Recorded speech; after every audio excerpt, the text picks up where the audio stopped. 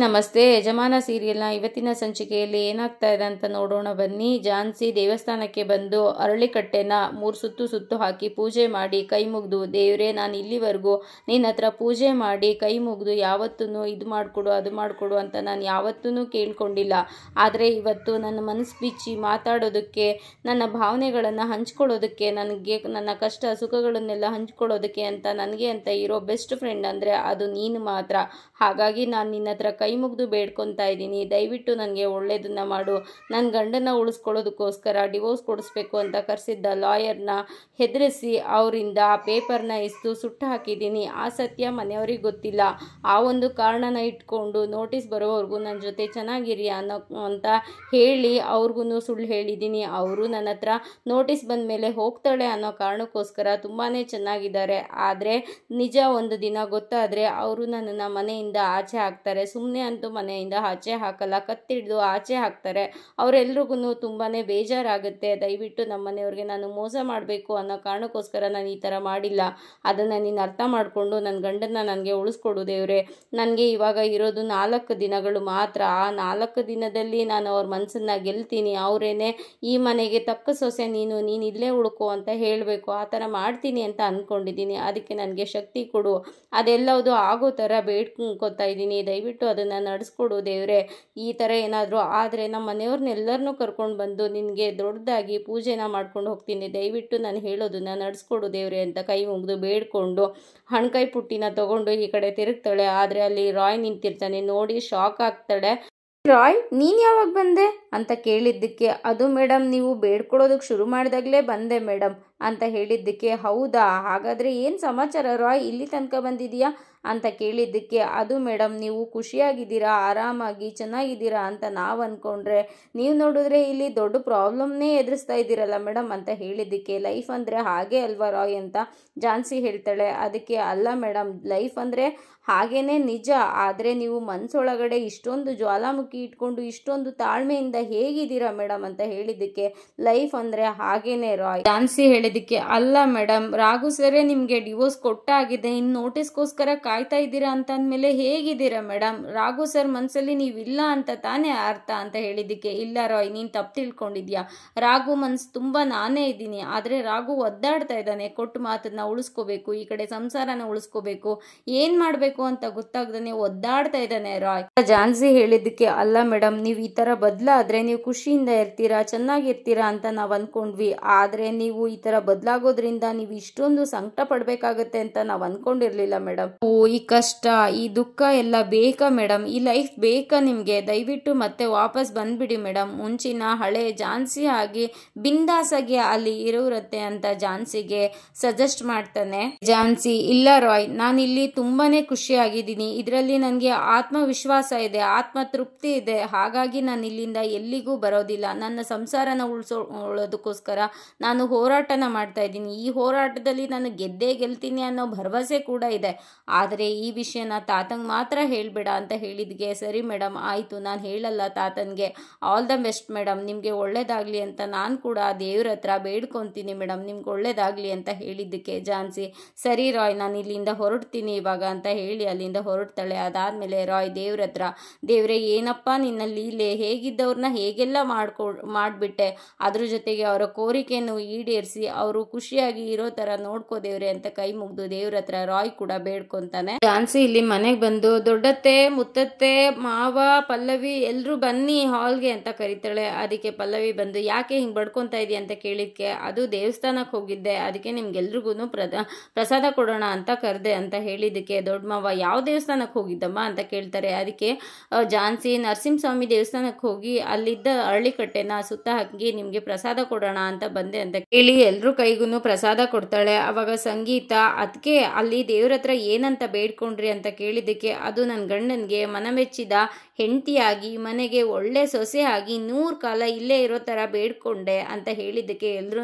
Shock ಆಗಿ, 100 ಕಾಲ ಇಲ್ಲೇ ಇರಬೇಕು ಅಂತ ಬೇಡ್ಕೊಂಡಿರೋ ಪ್ರಸಾದನ ನಾವು ತಿನ್ಬೇಕಾ ಅಂತ ಅವರ ದೊಡ್ಡ ಮಾವ ಗಣಪ ಹೇಳ್ತಾನೆ. ಝಾನ್ಸಿ, ಅದು ಹಾಗಲ್ಲ ಮಾವ, ನಾನು ಹೇಳಿದ್ದು ನನಗೆ 100 ಕಾಲ 100 ವರ್ಷ ಅಂತ ಅಂದರೆ ಈ 3 ದಿನನೇ 100 ಕಾಲಕ್ಕಾಗುವಷ್ಟು ಅಂದರೆ ನನ್ನ ಇಡೀ ಜನ್ಮಕ್ಕಾಗುವಷ್ಟು ನೆನಪುಗಳನ್ನ ನಾನು ತೊಗೊಂಡು ಹೋಗಬೇಕು ಅಂತ ಅಂದ್ಕೊಂಡಿದ್ದೀನಿ, ಅದಕ್ಕೆ ನಾನು ಹಾಗಂದೆ. ಇದೆಲ್ಲ ನೋಟಿಸ್ ಬರೋವರೆಗೆ ಅಷ್ಟೇ ಮಾವ, ಅದನ್ನಷ್ಟೇ ನಾನು ಹೇಳಿದ್ದು ಅಂತ ಹೇಳಿದ್ದಕ್ಕೆ ಹ್ಞೂ ಸರಿನಮ್ಮ, ಹಾಗಾದರೆ ನೋಟಿಸ್ ಬರೋವರೆಗೆ ಆದರೆ ಮಾತ್ರ ನಾವು ಈ ಪ್ರಸಾದನ ತಿಂತೀವಿ. ಈ ಜನ್ಮಕ್ಕಷ್ಟೇ ಅಲ್ಲ, 7 ಜನ್ಮಕ್ಕೂ ಎಷ್ಟು ಬೇಕೋ ಅಷ್ಟು ಸವಿ ನೆನಪುಗಳನ್ನ ನೀನು ಇಲ್ಲಿಂದ ತಗೊಂಡು ಹೋಗ್ಬೋದು. ಎಂಜಾಯ್, ನೀನು ಆರಾಮಾಗಿ ಖುಷಿಯಾಗಿ ಇರು, ನಾವು ನಿನ್ನ ಜೊತೆಗಿರ್ತೀವಿ ಅಂತ ಹೇಳ್ತಾನೆ. ಅದಕ್ಕೆ ಪಲ್ಲವಿ ಮುಖ ನೋಡ್ತಾ ಇರ್ತಾಳೆ. ಪ್ರಸಾದ ತಿಂದ್ಬಿಟ್ಟು, ಪ್ರಸಾದ ತುಂಬ ಚೆನ್ನಾಗಿದೆಯಮ್ಮ, ಎಲ್ಲಿ ಇನ್ನೊಂದು ಸ್ವಲ್ಪ ಪ್ರಸಾದ ಕೊಡು ಅಂತ ಕೇಳಿದ್ದಕ್ಕೆ ಕೊಡೋಕೆ ಹೋಗಿದ್ದಕ್ಕೆ ಪಲ್ಲವಿ ದೊಡ್ಡಪ್ಪ ಅಂತ ಗದಸ್ತಾಳೆ. ಅಲ್ಲಮ್ಮ, ಅವಳು ನೋಟಿಸ್ ಬರೋವರೆಗೂ ಮಾತ್ರ ಇಲ್ಲೇ ಇರೋದು, ಅಲ್ಲಿವರೆಗೂ ನಾವು ಅವಳ ಜೊತೆ ಚೆನ್ನಾಗಿರ್ತೀವಿ ಅಂತ ಹೇಳಿದ್ದೀವಿ ತಾನೇ,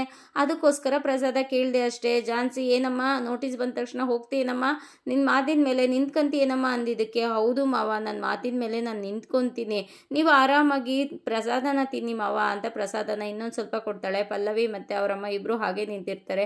ನೀವ್ಯಾಕೆ ಹಾಗೆ ನೋಡ್ತಾ ಇದ್ದೀರಾ, ಅಪ್ಪ ಪ್ರಸಾದ ತಿನ್ನಿ ಅಂತ ಹೇಳಿದ್ದಕ್ಕೆ ಅವರೂ ತಿಂದ್ಬಿಟ್ಟು ಅಲ್ಲಿಂದ ಹೋಗ್ತಾರೆ.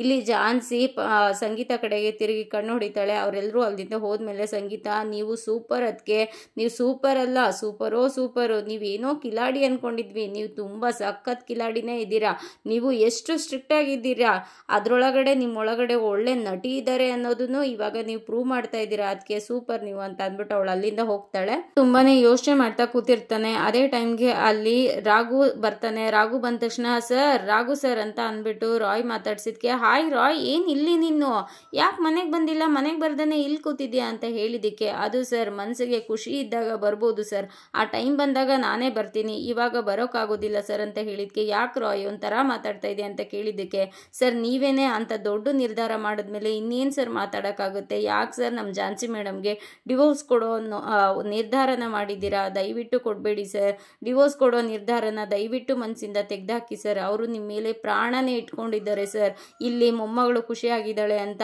ಅಲ್ಲಿ ನಮ್ಮ ಯಜಮಾನ್ರು ತುಂಬಾ ಖುಷಿಯಾಗಿದ್ದಾರೆ ಸರ್, ನನ್ನ ಮೊಮ್ಮಗಳು ಲೈಫ್ ಸರಿ ಹೋದ್ಮೇಲೆ ನನಗೆ ಇನ್ನೇನು ಇರೋ ಕಾಯಿಲೆಗಳೆಲ್ಲ ಹೊರಟೋಗಿದೆ ಅಂತ BP ಶುಗರ್ ಟ್ಯಾಬ್ಲೆಟ್ ತೊಗೊಳ್ಳೋದೇ ಬಿಟ್ಬಿಟ್ಟಿದ್ದಾರೆ ಸರ್, ಅಷ್ಟು ಖುಷಿಯಾಗಿದ್ದಾರೆ, ನಿಮ್ಮನ್ನು ಆ ಸ್ಥಾನದಲ್ಲಿ ಇಟ್ಟಿದ್ದಾರೆ, ನಿಮ್ಮನ್ನು ಎತ್ತರ ಸ್ಥಾನದಲ್ಲಿ ಇಟ್ಟಿದ್ದಾರೆ ನಮ್ಮ ಯಜಮಾನ್ರು, ಅವರ ನಂಬಿಕೆಗೆ ನೀವು ಮೋಸ ಮಾಡಬೇಡಿ ಸರ್, ಝಾನ್ಸಿ ಮೇಡಮು ಎಷ್ಟೆಲ್ಲ ಬದಲಾಗಿದ್ದಾರೆ ನಿಮಗೋಸ್ಕರ, ನೀವೇ ಅವ್ರಿಗೆ ಪ್ರಾಣ ಅಂದ್ಕೊಂಡು ಎಷ್ಟೊಂದು ಬದಲಾಗಿ ಇಲ್ಲಿಗೆ ಬಂದಿದ್ದಾರೆ, ಅವ್ರಿಗೆ ಡಿವೋರ್ಸ್ ಕೊಡೋ ನಿರ್ಧಾರನ ಯಾಕೆ ಸರ್ ಮಾಡಿದ್ರಿ, ದಯವಿಟ್ಟು ಅವ್ರು ಕೈ ಬಿಡಬೇಡಿ ಸರ್, ದಯವಿಟ್ಟು ಕೈ ಬಿಡಬೇಡಿ, ಬುದ್ಧಿ ಬಂದಾಗಿಂದ ನಾನು ಯಾವಾಗ್ಲೂ ಹತ್ತಿಲ್ಲ ಸರ್, ಆದರೆ ವಿಷಯ ಗೊತ್ತಾದಾಗಿಂದ ನನಗೆ ತುಂಬಾ ಮನ್ಸಿಗೆ ನೋವಾಗ್ತಾ ಇದೆ ಸರ್, ದಯವಿಟ್ಟು ಅರ್ಥ ಮಾಡ್ಕೊಳ್ಳಿ ಸರ್, ನಾನು ನಿಮಗೆ ಕೈ ಮುಗಿದು ಬೇಡ್ಕೊತೀನಿ, ಬೇಕಿದ್ರೆ ನಿಮ್ಮ ಕಾಲು ಬೀಳ್ತೀನಿ ಸರ್, ದಯವಿಟ್ಟು ನಮ್ಮ ಝಾನ್ಸಿ ಮೇಡಮ್ನ ಕೈ ಬಿಡಬೇಡಿ ಸರ್, ಕೈ ಬಿಡಬೇಡಿ ಅಂತ ರಾಘುಗೆ ರಾಯ್ ಬೀಳ್ತಾನೆ. ಅದಕ್ಕೆ ರಾಯ್ ಏನು ಮಾಡ್ತಾ ಇದೆಯಾ ಎದ್ದೇಳು ಅಂತ ಎಬ್ಸಿದಕ್ಕೆ, ಸರ್ ಇದೊಂದೇ ಸರ್ ನನ್ನಿಂದ ಮಾಡೋಕ್ಕಾಗೋದು, ಇನ್ನೇನು ಮಾಡೋಕ್ಕಾಗಲ್ಲ ಸರ್, ದಯವಿಟ್ಟು ನಮ್ಮ ಝಾನ್ಸಿ ಮೇಡಮ್ನ ಕೈ ಬಿಡಬೇಡಿ ಸರ್, ಇಷ್ಟೇ ನಾನು ನಿಮ್ಮ ಹತ್ರ ಕೇಳ್ಕೊಳಕ್ಕಾಗೋದು ಅಂತ ಹತ್ಕೊಂಡು ಅಲ್ಲಿಂದ ಹೊರಟೋಗ್ಬಿಡ್ತಾನೆ. ರಾಘುಗೂ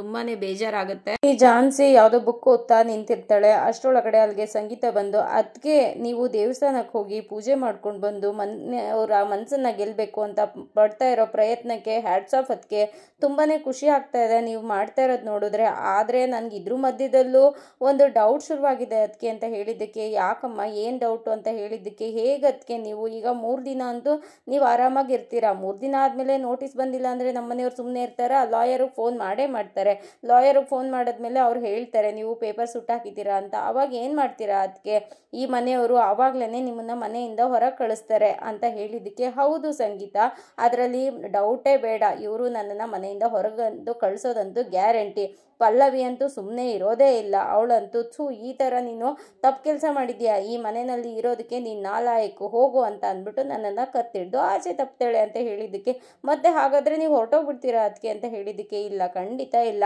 ಅವಳು ಹೋಗು ಅಂದ ತಕ್ಷಣ ಬ್ಯಾಗ್ ತಗೊಂಡು ನಾನು ಹೋಗೋ ಥರ ನಾಟಕ ಮಾಡ್ತೀನಿ, ಅಷ್ಟರೊಳಗಡೆ ದೊಡ್ಡ ಮಾವ ಮುತ್ತತ್ತೆ ಎಲ್ಲರೂ ಬಂದು, ಬೇಡಮ್ಮ ನೀನು ಹೋಗಬೇಡ ಮನೆ ಬಿಟ್ಟು, ನೀನೇ ಈ ಮನೆಗೆ ಪರ್ಫೆಕ್ಟ್ ಸೊಸೆ ಅಂತ ಅಂದ್ಬಿಟ್ಟು ನನ್ನನ್ನು ಉಳಿಸ್ಕೊತಾರೆ, ಆ ಥರ ನಾನು ಮಾಡೇ ಮಾಡ್ತೀನಿ ಅಂತ ಹೇಳಿದ್ದಕ್ಕೆ, ಅದೇ ಹೇಗತ್ತೆ ಅದಕ್ಕೆ ಸಾಧ್ಯ ಅಂತ ಸಂಗೀತ ಕೇಳಿದ್ದಕ್ಕೆ, ಅದು ಅಸಾಧ್ಯವಾದದ್ದು ಮನುಷ್ಯನಿಗೆ ಯಾವುದೂ ಇಲ್ಲ, ಸಾಧ್ಯ ಮಾಡ್ಕೊತೀನಿ ಸಂಗೀತ, ಇನ್ನೂ 3 ದಿನ ನನಗೆ ಟೈಮ್ ಇದೆ, ಅವರವರ ವೀಕ್ನೆಸ್ಗಳನ್ನ ತಿಳ್ಕೊಂಡು ಅವ್ರನ್ನ ನಾನು ಬುಟ್ಟಿಗೆ ಹಾಕೊತೀನಿ, ಅಷ್ಟರೊಳಗಡೆ ಅವರೆಲ್ಲರೂ ನನ್ನ ಪರ ನಿಂತಿರ್ತಾರೆ, ಮಾವ ಬಂದು ಇಲ್ಲಮ್ಮ ನೀನು ಹೋಗಬೇಡ ಅಂತ ತಡಿತಾರೆ, ಅವರೆಲ್ಲರೂ ತಡೆದಾಗ ಇನ್ನು ಪಲ್ಲವಿ ಯಾವ ಲೆಕ್ಕ, ಪಲ್ಲವಿ ಒಬ್ಳೇನೆ ತಾನೇ ಅಪೋಸ್ ಮಾಡೋದು, ಮಾವ ಅಷ್ಟೇ ಅಲ್ಲ ಅಜ್ಜಿನೂ ಕೂಡ ನನ್ನ ಪರನೇ ನಿಂತಿರ್ತಾರೆ, ಆವಾಗ ಇನ್ನು ರಾಘು ಸುಮ್ಮನೆ ಇರ್ತಾನ, ರಾಘು ನನ್ನನ್ನು ಇಷ್ಟು ದಿನ ಮನಸ್ಸೊಳಗಡೆನೆ ಬಚ್ಚಿಟ್ಕೊಂಡಿದ್ದಾನೆ ಅಂದಮೇಲೆ ಆ ದಿನ ಎಲ್ಲರೂ ಅವರ ವಿರುದ್ಧ ತಿರುಗಿ ಬಿದ್ದ ಮೇಲೆ ನಾನು ಈ ಯಜಮಾನ್ರನ್ನ ಬಿಟ್ಟು ಹೋಗ್ತೀಯಾ ಜಾನ್ಸಿ ಅಂತ ಅಂದ್ಬಿಟ್ಟು ಅವನ ಭಾವನೆಗಳನ್ನ